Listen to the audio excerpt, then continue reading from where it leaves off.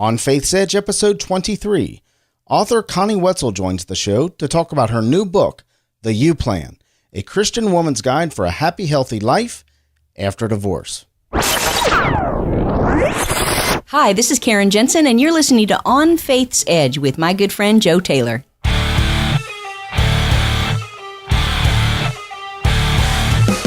This is On Faith's Edge, where engaging, enlightening, and entertaining content brings us closer to living an authentic faith. We'll talk faith and life with people in business and entertainment as we work out the space where God and life collide. On Faith's Edge. Here it comes. And now your host, Joe Taylor. Yes. Hi. This is a tough subject coming up, but I really think Connie Wetzell does a great job handling it from a Christian perspective. I'm really glad you're here. Proverbs chapter 3, verses 5 and 6. Trust in the Lord with all your heart and lean not on your own understanding. In all your ways acknowledge Him, and He shall direct your paths. Welcome to On Faith's Edge. My name is Joe Taylor, recovering atheist and your servant in Jesus Christ. This is your place to hear conversations with people of faith in business and entertainment. From all walks of life and levels of success, they all have one thing in common. They believe in God, and they come here to talk about it. Last episode, wow, what an amazing show. The feedback from this particular show was just really overwhelming. It really touched some hearts out there. We spoke with singer-songwriter Alanka Deaton. Alanka was held in sexual slavery in South Africa for 5 years through the threat of her and her family's life. She is now rescued, redeemed, set free, and is a healthy, full of life, complete woman in Jesus Christ. Her inspiring message is one of victorious life, freedom, tears, laughter, and hope for any wounded heart. Alanka has performed worldwide, as well as collaborating and performing on projects with people like Michael W. Smith, Rebecca St. James, Paul Coleman, and Phil Keaggy. That's just to name a few. She has 5 albums: Fly, Holding On, Jesus Joy of Life, and her latest, Ever and Ever. She also has a Christmas album out called Classic Christmas. Her story can be heard on Faith's Edge, episode 22. Just go to onfaithsedge.com/22. Hey, by the way, we'll continue to give away a free copy of a beautiful song, Holding On, to everyone that signs up for the show, for show updates. You can do that on the website or just send me an email. I'll make sure you get one, joe at onfaithsedge.com. Coming up right now on today's show, author, radio personality, and voiceover artist Connie Wetzell joins us. Connie is a popular Christian radio personality and voiceover recording artist. She's the author of Healing Word of God, a CD audio series that combines original music and scripture created as a medicine for the soul. She joins us today to talk about a Christian woman's life after divorce, and choices that will help heal and learn how to have a happy, healthy life. She, along with Michelle Borquez, wrote The You Plan, a detailed roadmap for women navigating the personal and circumstantial landmines of an unexpected divorce. Stick around until the end of the show to find out how you can get a free copy of The You Plan. Hello, Connie. Welcome to On Faith's Edge. Well, hello, Joe. Great to be here today. Yeah, I appreciate you coming on the show. I really, really do. We're here to talk with you about your new book, The You Plan, a Christian woman's guide for a happy, healthy life after divorce. Gosh, Connie, what a subject. What a subject. Several years back, you wrote Live, Laugh, and Love Again with Michelle Borquez. That book was about living life through divorce, living a life after divorce. And this is a kind of a follow-up book to that. Tell us a little bit about that book and what brought you to write The You Plan. Well, Live, Laugh, Love Again was written by 4 women. We were all different ages. We had different age children. We were different races. We came from different places and just totally different backgrounds.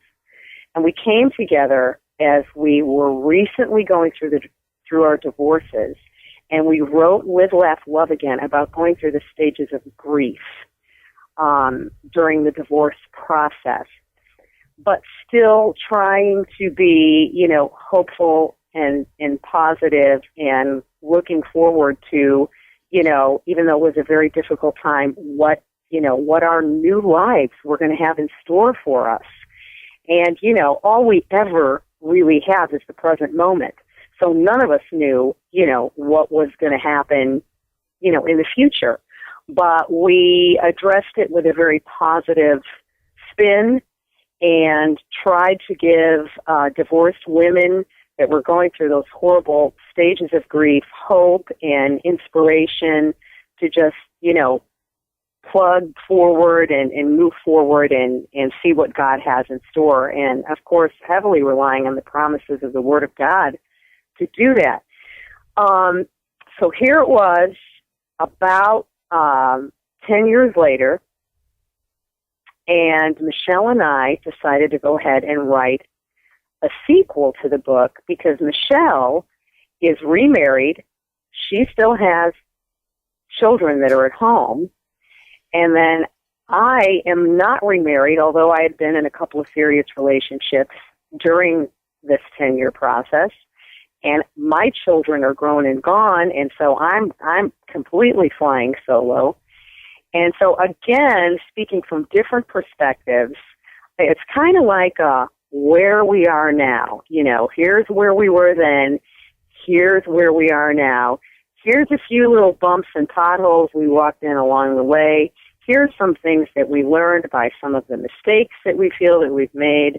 And we hope you don't go there, but as we all know, Joe, most people just have to walk their own journey before they actually get it and learn lessons about life. But we're just kind of, it's a where we are now, and we both, again, come from different perspectives, so we thought it would be a good read.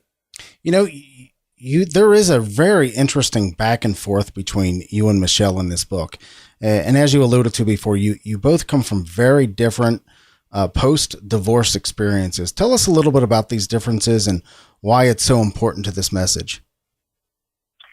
Well, first of all, Michelle, she was married for about 11 or 12 years. I can't remember exactly, but her and her husband kind of just grew apart, and he's the one who decided to leave the marriage.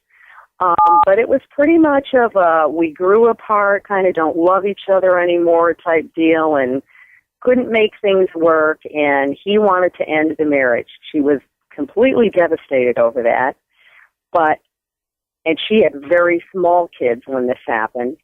My situation was completely different. My children were grown. They were 20 and 23.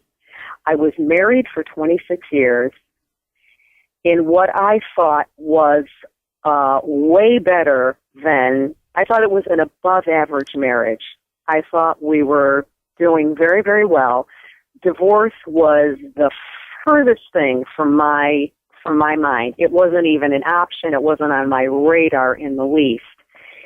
And out of nowhere, an old high school sweetheart decided to email my husband about some kind of class reunion coming up, and from there, I guess an email relationship began that went on for about 4 months. And they decided to meet, and in that meeting, he decided that he loved her and he was leaving me, and it was the shock of the century, not only for me, but for my kids, our extended family, and our friends. I mean, when me and my husband got a divorce, women that I knew were sitting down with their husbands saying, look, if these two people can get a divorce, anybody can, and I want to know right now if there's anything you're unhappy about, because we got to fix it. I mean, that's how much of a shock it was. So, yes, both Michelle and I had very, very different experiences in getting our divorces. So how did you go about the healing, Connie? Well, first of all, you got to let it sink in what in the world is happening to you. When you get broadsided the way I did, I mean, my whole life changed on a dime. He told me he was leaving. He was out of the house within a week. Within 6 months, I was a divorced woman. But upon first hearing, I'm leaving you, literally, I sat in a corner for 3 days, and I rocked back and forth. I couldn't, I'm like, okay, I've got to wake up from this nightmare. Surely this is a nightmare. This isn't reality. I have to wake up. And then you have the hope that, it's like you have the hope he's coming back. He'll come to his senses. This isn't really going to come down. Divorce doesn't happen to Christian people, and we were both very active in our church, and it just was just something that was so far off my radar that it just completely blindsided me. So after the 3 days of, rocking back and forth in the corner, it's like, okay, this is happening. He's gone. And I got up and the first thing I did was I called an attorney and this is why it's so hard, because in this time of your life when you're going through the most, you're so emotionally distraught and spent, and you don't know your eyeball from your big toe, and now you have to start making good decisions, financial decisions and things like that, because what I say in that book is this: what started out as a cherished vow and covenant before God and friends that we made between each other, what started out as that turns out to be nothing more than a business transaction at the end when you're talking about divorce, because what it boils down to is who gets what? What do you want? How are we going to split this? So the first thing I did was I made a call to my attorney.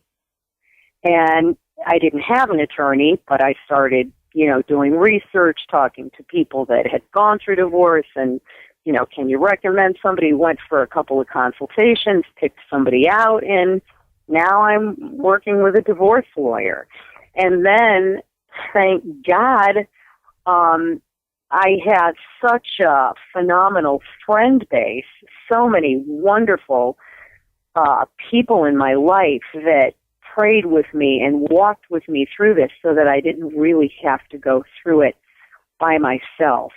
Couple friends, and then just girlfriends, and then men that were actually in our lives that went to my husband and tried to counsel him and talk some sense into him. And I think when there's a third party involved, Joe, when a guy's at that place and he's got his mind on somebody else, it's almost hopeless.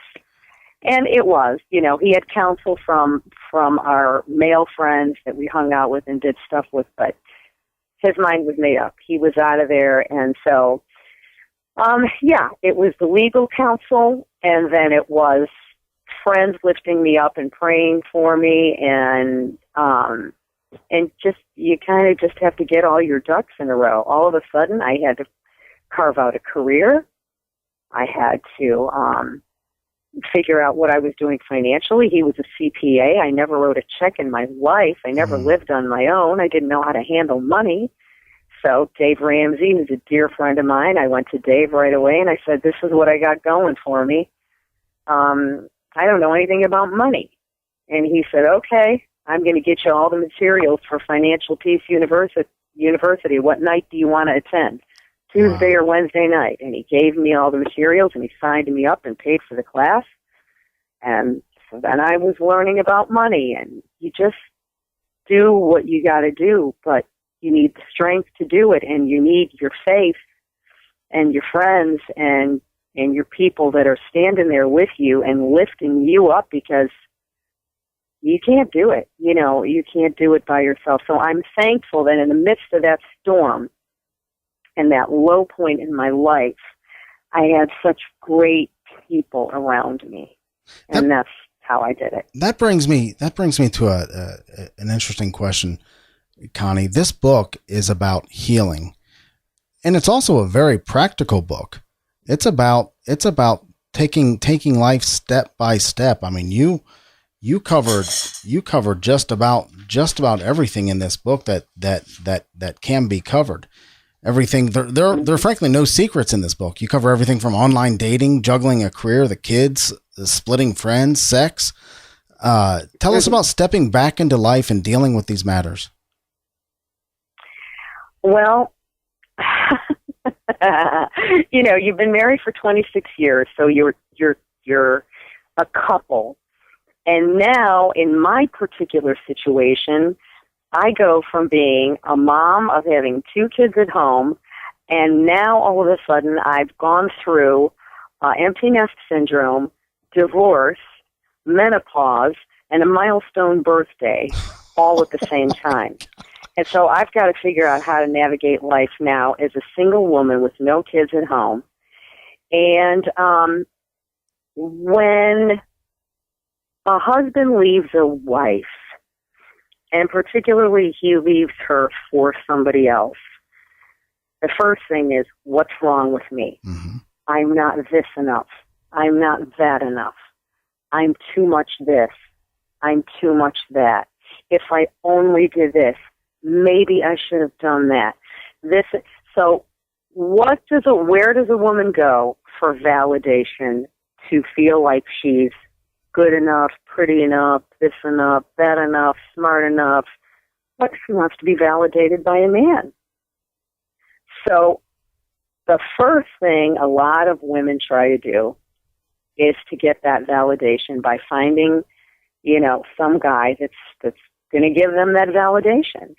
And that's exactly what happened to me. And it's not that I even went out looking for it. There was a gentleman that I had known for 10 years that was going through a divorce at the same time, and he contacted me, and we started with phone calls and crying on each other's shoulders and this and that, and the next thing I know is he's coming over my house to fix things, and then the next time he comes over, then I cook him dinner, and then it's phone calls every night, and then one thing leads to another, and then all of a sudden your brain is functioning like you're 16 years old again, and your hormones are raging, and all of these feelings that you thought died within you really weren't dead. They were just dormant.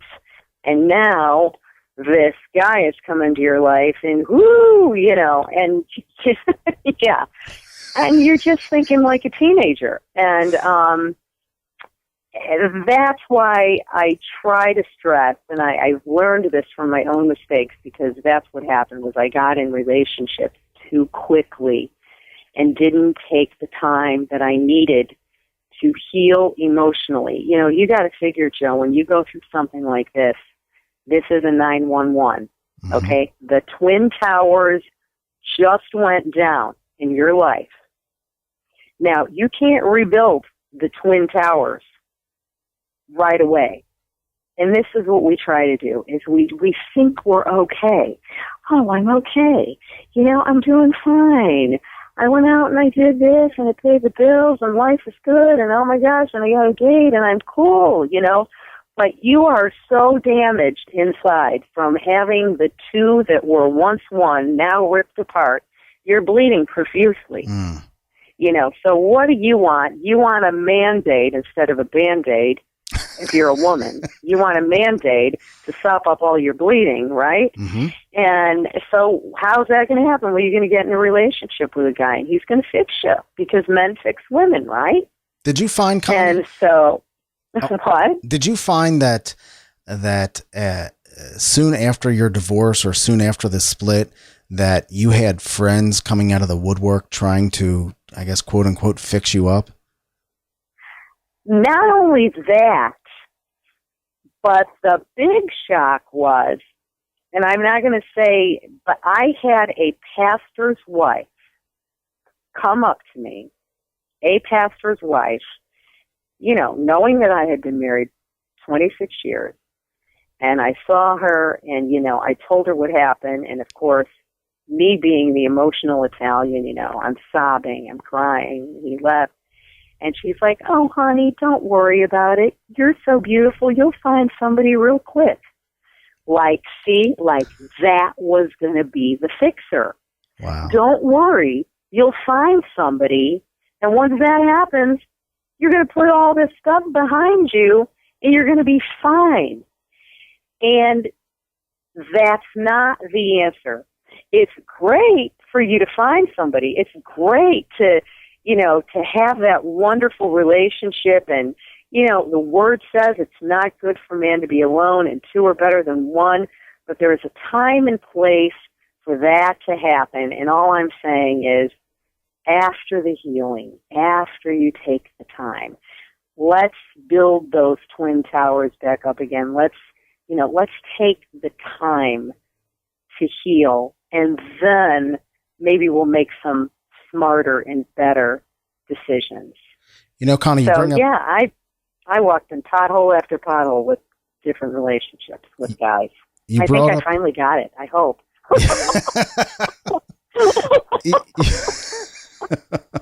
So I got to ask: is there a relationship in your life right now? No. To be quite honest with you, I am currently on a dating site, a Christian dating site. Very cool. And I've been on one for about 6 months because I just moved out of my city of Nashville to a new city.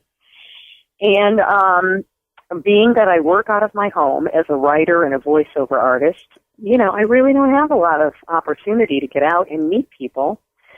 So I have been on a dating site, and I've had a few dates, and I've met a couple of really, really nice men. Nobody that I really think that chemistry and that real spark is there with. So I mean, I'm hoping I would love to. I would love to be in relationship with the right man for me. I would.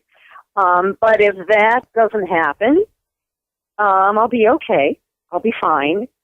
And but yeah, if I had to say from my heart of hearts, of course we're wired to be in relationship. Are you kidding me? I'm an Italian, passionate woman, and I love relationship. I love family. I love the whole thing. So I would very much welcome that with the right guy. You have some really great advice in the book, Connie, about dating, about online dating, and about the process of finding the right guy if you're out to find the right guy. So I would really invite those listening to check out this book. The You Plan, A Christian Woman's Guide for a Happy, Healthy Life After Divorce. Just listen to some of the chapters in the book. The Real Lifestyle Lift, You and Forgiveness, You and Being Alone, You and Dating, You and Sex, You and Money, You and Respect, and The Ultimate You Plan. I do have a couple more questions about just kind of your experience with divorce, because you brought up a pastor's wife earlier. There are some denominations, Connie, that quite frankly almost consider divorce the unforgivable sin. How were you treated by your church and your Christian friends? Well, they treated me wonderfully. And, we can't be in the dark about this anymore, Joe. Divorce happens to Christians. As a matter of fact, it happens just as much to Christians as it does to those in the secular world. We all know that the divorce rate is over 50%. And so that's one of the reasons why we did write the book, because for some people, they get shunned. They feel like they're walking around with the scarlet letter, and the scarlet letter is D. You've got this big D on you, and you stand out like, you stick out like a sore thumb because you're a divorced person. But churches are now really getting it. They have divorce care. They have Sunday school classes that are for people that are divorced and are trying to rebuild their lives. And so I think churches are finally coming around and saying, hey, look, this is something that we're dealing with. People are getting divorced, and we have to address it, And so I felt like I was not shunned in any way. My friends were very supportive. My church was very supportive. There was a divorce care class going on over there. I got involved in that, and I took the class years later. I was a facilitator for divorce care. So there's help out there for Christian people that are going through a divorce, and you don't have to walk around with your head hung in shame or anything like that. There's help, and healing and hope. I think the Bible's clear that God doesn't like divorce. And there's even a part of the Bible that says he hates divorce. But we also have to realize that we're called to be children of a forgiving God, children of a merciful God, and children of a God of grace. And that's how we're to be with each other. And while, no, God doesn't like divorce, we're called to be about forgiveness and mercy and grace. Absolutely. And honestly, that was the hardest part of my healing and why I got stuck, because it was hard for me to come to the place of forgiveness. Forgiving my spouse, forgiving the other woman, it was a difficult thing for me to get to that place, and I knew God required it of me. Scripture is very, very, very clear about forgiveness. But I think we also have some distorted thinking about forgiveness where we think, it's all kissy face, huggy kissy, and let's go have breakfast, lunch, and dinner just because I forgive you. And it's not about that at all. Forgiveness is primarily done really for your own benefit. So you could just rid yourself of that bitterness and that anger, and you could move forward in your life. Because if you can't forgive, you're in jail, you're stuck, you're walking on a treadmill, but you're going nowhere. You're taking those steps, but you're still standing in the same place. You don't want to do that. You want to move forward. So you have to figure out how you're going to forgive. And I just came out and I told the Lord, I can't do this by myself. It's just not in the Connie Wetzell Italian heritage. The Italians, you do something wrong to them and it's like, you're dead to me. I don't want to see you. I don't want to talk to you, And so I was brought up with that kind of thinking. So I had to come to the place where, I had to be able to forgive. So I said, Lord, you know what? I can't do it, but I can do all things through Christ who strengthens me. So I'm asking the Holy Spirit to take over in this flesh of mine that can't do this thing and help me to get to the other side of this. And it took, I'd take 2 steps forward and then something would happen and a little bit of salt would get rubbed in the wound and I'd take a step backward. It's a process. But you finally, I'm okay with it now. And I do have to say, time is a huge healer. We're 10 years down the road now. And, I have forgiven my husband. I have forgiven his wife. We're not best buddies, but I can be in the same room. I can be gracious. I conduct myself as a woman of God because people are watching the way I act. And so I need to, when you call yourself a believer, you're held up to a certain standard. But I'll tell you, that's why I say don't put a fish on the back of your car. Are you kidding me right now? If you put a fish on the back of your car, you can't have road rage. Right. You can't get upset about anything. So people watch you. But I was able to do it. God helped me, and I'm good with it. I'm good. I forgave, and I'm moving forward. Connie, this book, The You Plan, A Christian Woman's Guide for a Happy, Healthy Life After Divorce, is obviously written by women, for women, about the women, this place in their life, whether they're single, divorced, getting married, in a marriage right now. There is advice for women in all stages of relationships and all stages in life in this book. Just a great, important book. I do want to ask you one question. Since this book is written about women to women, can you give the ex-husbands out there some advice about healing and family and how to treat their ex-wife? Wow. That is a loaded question, and I've never gotten that question before, but I can just tell you this, just by you asking me this. If an ex-husband could go to his ex-wife and just say, especially if he was the initiator of the divorce, and he was the one who wanted out. Look, I know that I hurt you. I really, in fact, know that I went against the will of God, because God does hate divorce. If a guy could come to that place and just say, I'm sorry for the pain that I've caused in your life. I'm sorry for what happened to our children and for what they've had to deal with and how they've had to adjust as a result of our divorce. And will you forgive me? If an ex-husband could say that to a wife, that would be gold. That would be gold.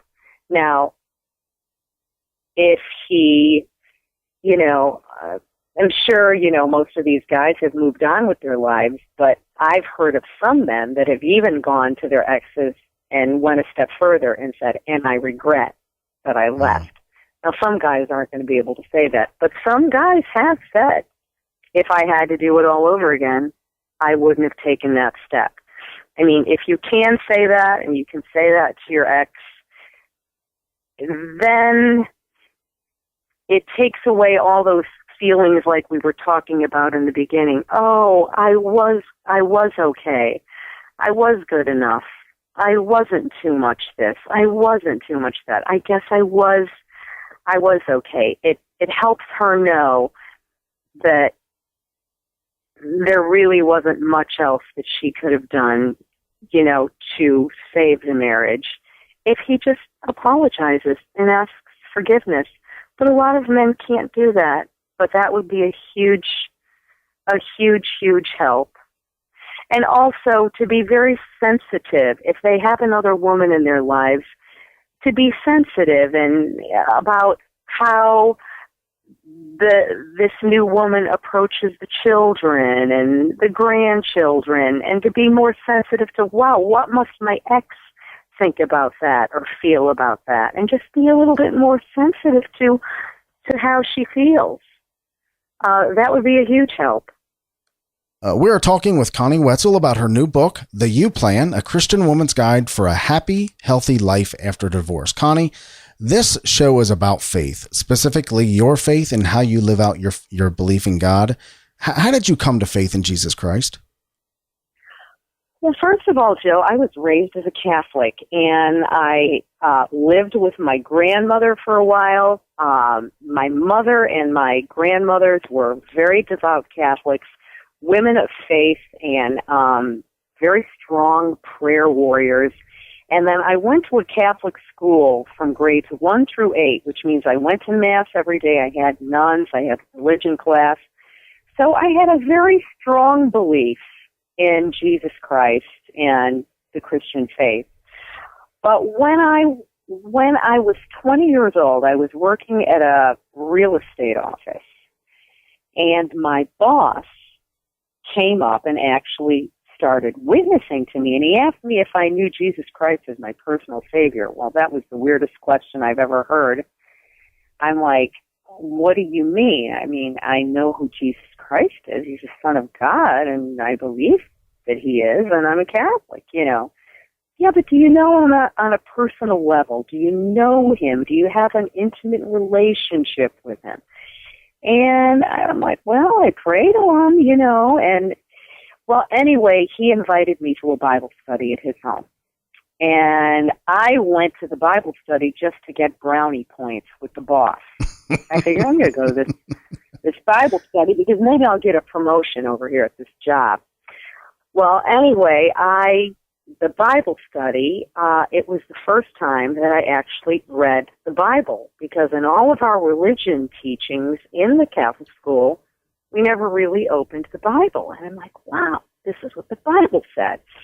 That day and age, they gave me it was called the Living Bible, and it was a modern-day translation, and I was reading this, and it was making sense, and it was beautiful, and I started going to this Bible study every week, and I was just getting more and more drawn in, and then they took me to a church service at their church, and there was an altar call, and I went forward. I decided that I wanted to, have a personal relationship with Christ, invite him into my life, and as I, read that word, and I cultivated and nurtured that relationship, and that's how I became a believer at the age of 20. I mean, a real believer who is active in the faith and interested in a personal, intimate relationship with Christ. Great. You've certainly been through a lot, Connie, and we just got through talking much about your life and the ups and downs of your divorce and everything that you've gone through. But since becoming a believer in Jesus Christ, have you ever doubted your faith or even the existence of God?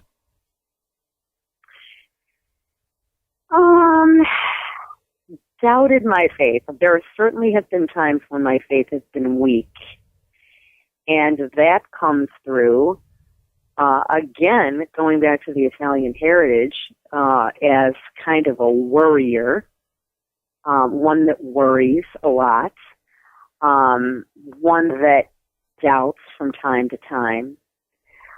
But I really, I know that God is with me. I know that he's there. I journal my blessings. I keep records of answered prayer and how he's come through for me. And he has spoken to me so beautifully through his word and through specific, vivid dreams that he has given me. I know that he is there and he's a constant in my life. And so, yes, there are times that my faith has been weak. I feel like I'm getting hit from all angles, and it's like, really, God? Are you kidding me right now? I got to go through this while I'm going through that. You know how sometimes you just feel overwhelmed. But I don't ever doubt that there is a God and there's somebody watching over me and has my back. And I have that promise that he's not going to let me go through anything that I can't handle. And First Corinthians 10:13. He's not going to let me go through anything that I can't handle. He'll provide a way out. So yes, my faith does get tested. It gets weak at times, but never. I always come back around. Hey, Connie, let's do a round of instant insight into Connie Wetzell. This is where I'm going to ask you quick questions, Connie, and you simply answer with questions that'll make us feel like your best friend when we're done. Fair enough? Okay. All right. What single person, and Connie, you're not allowed to say Jesus, had the biggest impact in your life? What single person had the biggest impact in my life? Yikes. Oh my gosh, I really have to think about that. The first person I think about right now off the bat is a very, very dear friend of mine who's been single her entire life, and that's Kathy Tricoli. And she walked through a lot of my divorce with me and prayed with me and was very, she gave me a book that changed my life called Redeeming Love by Francine Rivers. And she signed it, and she gave it to me for my birthday, and she said, "This book, my friend, is God's very best." And it's a beautiful story that Francine Rivers wrote, a fictional story around the book of Hosea. I think Kathy's had a pretty big impact on me. Sure sounds like it. The most exciting thing I ever did was? Wow. Okay, this is what comes to my mind. These are first things that come to my mind. Most exciting thing I ever did was I sailed across the Atlantic from New York to Genoa, Italy. It was a 9-day venture out at sea across the Atlantic to Italy. I was a young girl, had a great time, and traveling and on my own and young and free, and it was great. No kidding. That sounds very, very cool. God is? God is. Wow. God is my Redeemer, my Counselor, my portion, my lover, my healer, my all in all, my everything. This may be a loaded question, but The one life decision I would do over would be? The one life decision I would do over, I would have chose a different career path. I would have been one of two things. I would have either been an opera singer, or I would have been an anchor woman like Diane Sawyer or Katie Couric or one of these people on the big networks. My next big career move is? That's it. No, I don't think I can be an anchor woman anymore, nor an opera singer. We're going to see open up at the Opera House in Australia, or see you on the CBS Evening News. Huh? Next big career move is I just want to get some. I'd like to get some really, really big national voiceover accounts, and maybe write more books. That's and right. Sing more. You're a voiceover artist as well, aren't you? That's right. That's really how I make the most of my living is as a voiceover artist. That's cool. Mm-hmm. That's cool. Michelle Borges really needs to? Michelle Borges really needs to call me more often. In the past year, I paid way too much for? Oh, I paid way too much for eating out. I am a foodie. And now I live in Northern California, and this is the biggest food extravaganza place.